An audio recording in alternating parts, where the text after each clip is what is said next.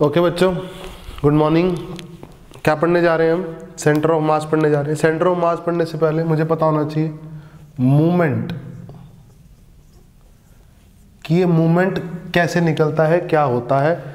ठीक है, किसी क्वांटिटी का मूवमेंट निकालने का मतलब क्या है। जैसे मेरी बात सुनो, मूवमेंट निकलता है दो क्वांटिटीज़ का, स्केलर क्वांटिटीज़ का भी मूवमेंट निकाल सकते हैं हम और वेक्टर क्वांटिटीज़ का मूवमेंट भी निकाल सकते हैं। ठीक है बेटा, जो स्केलर क्वांटिटीज़ का मूवमेंट होगा वो डिफाइन होता है एम वेक्टर, जो भी स्केलर क्वांटिटी होगी वो। ठीक है, एम वेक्टर स्केलर क्वांटिटी का मूवमेंट है। मूवमेंट खुद एक वेक्टर क्वांटिटी है। कैसी क्वांटिटी है? Vector quantity. समझो मतलब क्या है मूवमेंट का, डेफिनेशन क्या है मूवमेंट की। ठीक है ना, मान लो कि कोई एक पोजीशन वेक्टर है। क्या है? कोई एक पोजीशन वेक्टर है। ठीक है, ये आर वेक्टर है। जैसे फॉर एग्जांपल हमने मास का मूवमेंट निकालना है, एग्जांपल के रूप में ले लो, स्केलर क्वांटिटी का मूवमेंट में ले लो आप मूवमेंट ऑफ मास। जैसे आपको मास का मूवमेंट निकालना है, मूवमेंट ऑफ मास, तो मान लो कि मास यहाँ पड़ा है और यहाँ से आप ऑब्जर्व कर रहे हो, यहाँ से आप ऑब्जर्व कर रहे हो इस मास को।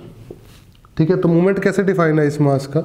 इस मास का मूवमेंट डिफाइंड है M mass into R vector, mass into R vector. समझ में आई? पक्की बात है।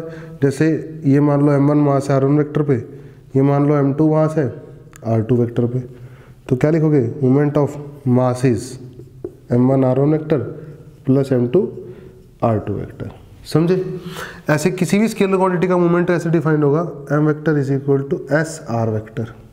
ये वो स्केलर क्वांटिटी होगी इनटू पोजीशन वेक्टर, ये वो स्केलर क्वांटिटी होगी इनटू पोजीशन वेक्टर। जैसे मास का मूवमेंट कैसे डिफाइन किया? मास इनटू पोजीशन वेक्टर, जहां से ऑब्जर्व कर रहे हो।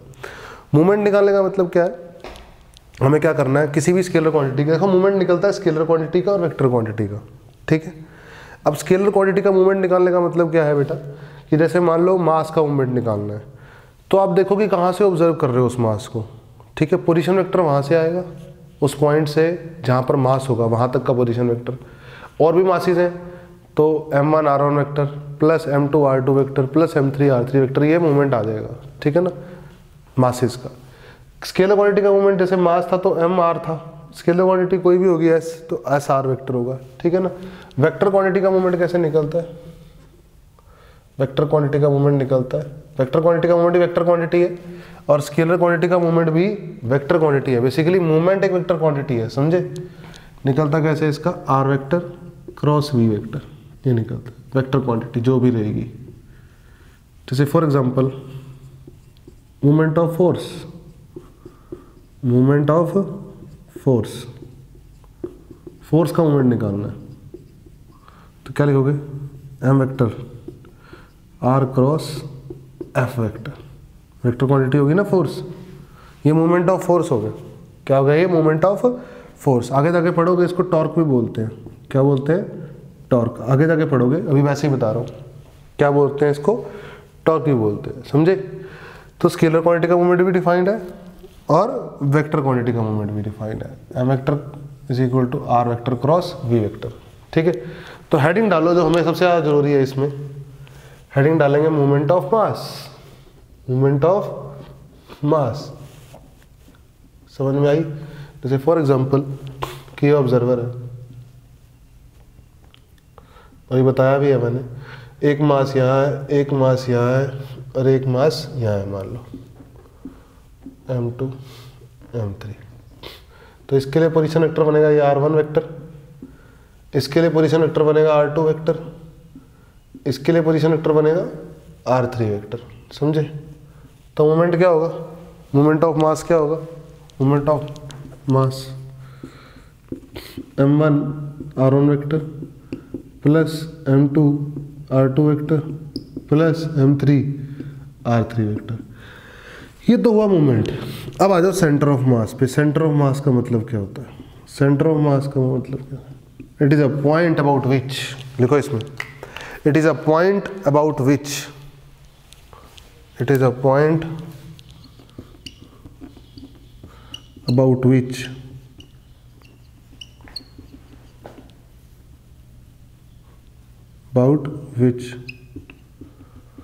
Moment of mass of system is zero, is zero. समझ में आ रही? पक्की बात है। Moment of mass, it is a point about which moment of mass of system is what? Zero. सही है, ये वो पॉइंट माना जाएगा। अब अगर मैं बात करूं कैसे, तो उसको देख लेते हैं। देखो ध्यान से, अब सेंटर ऑफ मास की डेफिनेशन पर चलते हैं हम, फिर मैं आपको एक दो चीज़ें और बताऊंगा सेंटर ऑफ मास के बारे में, ठीक है। पहले आपको मोमेंट समझ में आया, स्केलर क्वांटिटी का, वेक्टर क्वांटिटी का कैसे लिखते हैं। फिर हमने मास का मोमेंट देख लिया, और सेंटर ऑफ मास एक ऐसा पॉइंट है जिसके अबाउट मोमेंट ऑफ मास क्या होता है? जीरो, ठीक है। जैसे फॉर एग्जांपल मान लीजिए, फॉर डिस्क्रीट सिस्टम पढ़ रहा हूँ, for discrete system, continuous system भी पढ़ के दिखाऊंगा, डिस्क्रीट सिस्टम भी पढ़ के दिखाऊंगा, ठीक है। कॉन्टिन्यूस सिस्टम क्या होता है? चले जाओ, कोई दिक्कत नहीं। कॉन्टिन्यूस सिस्टम क्या होता है? एक बॉडी। डिस्क्रीट सिस्टम क्या होता है? छोटे छोटे पॉइंट मासेस, ठीक है ना। वैसे मैं एग्जांपल के रूप में बोलूँ, मान लो ये एक्स एक्सिस है, ये वाई एक्सिस है, एक मास ये पड़ा है m1 पॉइंट मासेस है ना, एक m2 ये पड़ा है मान लो, ठीक है, और m3 ये पड़ा है मान लो, ठीक है। और सेंटर ऑफ मास है ये वाला पॉइंट है मान लो, ये सेंटर ऑफ मास का पॉइंट है, ठीक है ना। तब क्या करेंगे आप? ध्यान से देखेंगे, आप पोजीशन वेक्टर ड्रॉ करेंगे। ये बना r1 वेक्टर, सब जानते हैं। ये बना r2 वेक्टर, सब जानते हैं। ये बना r3 वेक्टर, सब जानते हैं। समझे? पक्का? कोई दिक्कत नहीं है? No problem. ये है सेंटर ऑफ मास। ये एक ऐसा पॉइंट है जिसके अबाउट मोमेंट ऑफ मास क्या होगा? जीरो। तो इस पॉइंट से, सेंटर ऑफ मास से इस मास पे पोजीशन वेक्टर मान लो z1 वेक्टर पे है। सेंटर ऑफ मास से इस पॉइंट पे पोजीशन वेक्टर मान लो z2 वेक्टर पे है। और सेंटर ऑफ मास से इस पॉइंट पे पोजीशन वेक्टर मान लो z3 वेक्टर पे। और ये जो r1 r2 r3 है, r1 vector, r2 vector, r3 vector, R position vector with respect to origin. Position vector with respect to origin. बोलो समझ में आ रही है ना बात? सिंपल सी बात है। और ये z1 वेक्टर जो है, z2 वेक्टर जो है, z3 वेक्टर जो है, R position vector with respect to centre of mass. ये तो है, with respect to centre of mass. इस मास का position vector centre of mass के रिस्पेक्ट में z1 वेक्टर पे है। इस मास का position vector centre of mass के रिस्पेक्ट में कहाँ है? z2 वेक्टर पे, z2 पे। ये सेंटर ऑफ मास है। बोलो, इस मास का सेंटर ऑफ मास के रिस्पेक्ट में z3 वेक्टर पे है। तो डेफिनेशन क्या है? It is a point about which moment of mass of system is zero. यानी सेंटर ऑफ मास के अबाउट अगर मैं मोमेंट लिखूं, मोमेंट ऑफ मासेस अबाउट, किसके अबाउट लिखना है? Centre of mass. तो बताओ क्या होगा मोमेंट? इसका मोमेंट सेंटर ऑफ मास के अबाउट, ओरिजिन के अबाउट नहीं, सेंटर ऑफ मास के अबाउट होगा m1 z1 वेक्टर, और m2 का m2 z2 वेक्टर, m3 का m3 z3 वेक्टर। ये क्या होना चाहिए? जीरो होना चाहिए according to definition of centre of mass. According to definition of centre of mass. Centre of mass यही तो कहता है, सेंटर ऑफ मास की डेफिनेशन यही तो कहती है। बोलो। अब एक बात बताओ, ध्यानपूर्वक देखो, ध्यानपूर्वक चीज़ों को देखा करो। ग्राउंड से या ओरिजिन से सेंटर ऑफ मास का जो पोजीशन वेक्टर बनेगा वो बनेगा RCM। क्या बनेगा? RCM। तो अब इधर देखो ध्यान से, हम लिखने जा रहे हैं centre of mass of, sorry, moment of mass about centre of मास। ठीक है, तो लिख तो लिया ही है आपने। इसको देखो इधर, RCM प्लस Z1, क्या RCM vector plus Z1 vector R1 vector है? Triangle law of vector addition से। बोलो सही है? सही बोल रहा हूँ मैं? सही है? देखो ना, this vector plus this vector equal to this vector. Similarly क्या RCM प्लस Z2 R2 भी है? हाँ, RCM प्लस Z2 R2 भी है। सिमिलरली क्या RCM प्लस Z3 देखो कहाँ है?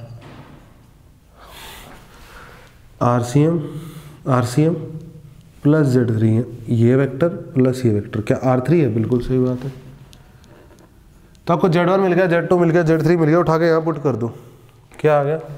M1 के साथ Z1 मिल गया तो आ गया R1 minus RCM, plus M2 के साथ Z2 मिल गया तो आ गया R2 माइनस RCM, देख लो। और M3 के साथ Z3 मिल गया तो आ गया R3 minus RCM equal to 0। एक काम करो, RCM वाले उधर ले जाते हैं, क्या बन गया? M1 R1 vector plus M2 R2 vector plus M3 R3 vector is equal to M1 plus M2 plus M3 RCM vector. तो position vector with respect to ground या ओरिजिन क्या है? M1 R1 vector of centre of mass. Position vector of centre of mass with respect to origin क्या है? M1 R1 vector plus M2 R2 vector plus M3 R3 vector upon M1 plus M2 plus M3। बोलो समझ में आई बात? This is the formula for finding centre of mass. Centre of मास निकालने का ये formula है, इजी है। और समझो, अब R1 वेक्टर को अगर xi x y और z में लिखूंगा तो R1 को लिखूंगा मैं x1 i cap plus y1 j cap plus z1 k cap. Similarly R2 vector को लिखूंगा x2 i cap plus y2 j cap plus z2 k cap. Similarly R3 vector को लिखूंगा x3 i cap plus y3 j cap plus z3 k cap. Similarly RCM को लिखूंगा XCM i cap plus YCM j cap plus ZCM k cap. बोले ये तो लिखूंगा। तो जब मैं सारी चीज़ें यहाँ पुट कर दूंगा तो क्या मिलेगा मुझे? ध्यान से देखो, RCM की जगह लिखूंगा जब मैं XCM i cap YCM j cap और ZCM k कैप। तो XCM i कैप को देखो, सिर्फ i कैप के साथ क्या लिखा है इधर? XCM। इधर जो आई कैप के साथ लिखा होगा कंपेयर कर लेता हूँ आई कैप को आई कैप के साथ, फिर इधर जो जे कैप के साथ होगा जो इधर जे कैप के साथ होगा वो बराबर होंगे, जिधर के कैप के साथ होगा जो इधर के कैप के साथ होगा बराबर होंगे। तो आई कैप के साथ तो लिखा है इधर एक्सीएम, इधर आई कैप के साथ लिखा है देखो R1 वेक्टर लिखूंगा तो x1 आई कैप, बाकी तो जे के हो गए यानी M1 x1। सिमिलरली यहाँ से आएगा M2 x2, यहाँ से आएगा M3 x3 और नीचे M1 plus M2 plus M3 आएगा और सारा आई कैप के साथ। बोलो समझ में आया? x2 plus M3 x3 upon M1 plus M2 plus M3। Similarly YCM क्या आएगा? Summation MI YI upon summation MI, I equal to 1 to n, I equal to 1 to n। सही है? M1 Y1 plus M2 Y2 plus M3 Y3 ऐसे चलते जाओगे, नीचे भी M1 plus M2 plus M3। Similarly ZCM क्या आएगा? Summation MI ZI, I equal to 1 to n upon summation MI, I equal to 1 to n। समझ में आई? This is position vector of centre, this is x coordinate of position vector of centre of mass, this is y coordinate of position vector of centre of mass, this is z coordinate of position vector of centre of mass. समझ में आई? अगर n के लिए होगा तो यहाँ भी up to mn xn आएगा, नीचे भी M1 plus M2 plus M3 up to mn आएगा। बोलो समझ में आई बात? तो डिस्क्रीट सिस्टम के लिए, डिस्क्रीट सिस्टम होता है पॉइंट मासेस अलग अलग पड़े हैं कार्टेशियन प्लेन में, ठीक है ना, उनके लिए सेंटर ऑफ मास कैसे फाइंड करेंगे मैंने आपको सिखा दिया, ठीक है ना। इसके बाद हेडिंग डालेंगे for continuous system, for continuous system centre of मास निकालना सिखा देता हूँ आपको मैं, ठीक है। फिर कुछ छोटे छोटे से एग्जाम्पल कर लेते हैं इनके ऊपर बेस्ड, ठीक है।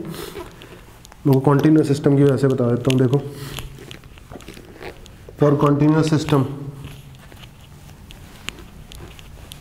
फॉर कॉन्टिन्यूस सिस्टम, देखो कॉन्टिन्यूस सिस्टम का मतलब होता है body, for continuous system, continuous body. जैसे मान लो कोई ये बॉडी है और ये पड़ी है यहाँ पे XY प्लेन में,